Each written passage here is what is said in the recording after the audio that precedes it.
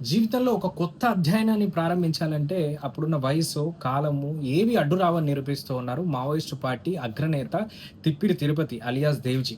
Point ఏంటంటే దేవ్‌జీ కొరుట్ల ప్రాంతానికి చెందిన వ్యక్తి. జగిత్యాల జిల్లా కొరుట్ల ప్రాంతానికి చెందిన వ్యక్తి. ఈయన 1980 సమయంలో ఆయన విద్యార్థి దశలో ఉన్నప్పుడు మావోయిస్టు పార్టీలోకి వెళ్ళిపోయారు. అప్పటినుంచి 40 సంవత్సరాల కాలం పూర్తిగా అజ్ఞాతంలో ఉన్నారు.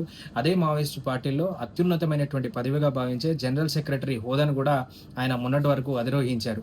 కట్ జేస్తే మొన్న ప్రభుత్వం ముందు లొంగిపోయారు. ఇప్పుడు సాధారణ ఒక సగటు పౌరుడిగా ఆయన ఇదే కోరుట్లలో జీవితాన్ని గడుపుతూ ఉన్నారు. ఇక అసలు విషయానికొస్తే దేవ్‌జీ 40 సంవత్సరాల క్రితం ఎక్కడైతే తన విద్యని చదవడం ఆపేశారో, అక్కడ ఇప్పుడు మళ్ళీ మొదలుపెట్టారు. ఇంటర్మీడియేట్ చదువుతున్నటువంటి సందర్భంలో రాడికల్ స్టూడెంట్ యూనియన్ నుంచి ఆయన మావోయిస్ట్ పార్టీలోకెళ్లారు. ఇప్పుడు అదే ఇంటర్మీడియేట్‌ని మళ్ళీ ఆయన ప్రారంభించారు. ఇంటర్మీడియేట్ తెలుగు ఎగ్జామ్ రాయబోతూ ఉన్నారు. తెలుగు ఎగ్జామ్ రాసి ఇంటర్మీడియేట్ క్వాలిఫై అయిన తర్వాత వెంటనే లాయర్‌గా తన జీవితాన్ని కొనసాగించేందుకు ఎల్ఎల్‌బీ గూడా చేయబోతూ ఉన్నారు. ఈ క్రమంలో జగిత్యాల జిల్లా కోరుట్లలోని ఓ ప్రైవేటు కళాశాలలో అధ్యాపకుడి సహాయంతో శిక్షణ పొందుతున్నారు. ఎల్ఎల్‌బీ చేసిన తర్వాత లాయర్‌గా తన జీవితాన్ని ప్రారంభించాలి అని 65 సంవత్సరాల దేవ్‌జీ కొత్త జీవిత అధ్యాయనాన్ని ప్రారంభించారు. సో, ఇలా ఎంతోమంది మావోయిస్టులు లొంగిపోయిన మావోయిస్టులకు గావచ్చు, లేదనంటే వయస్సు పెరిగిపోయి మేము చదువుకోవాలనేటువంటి కోరిక ఉన్న వాళ్ళకి గావచ్చు, వీళ్ళందరికీ గూడా ఆదర్శంగా నిలుస్తున్నారు దేవ్‌జీ.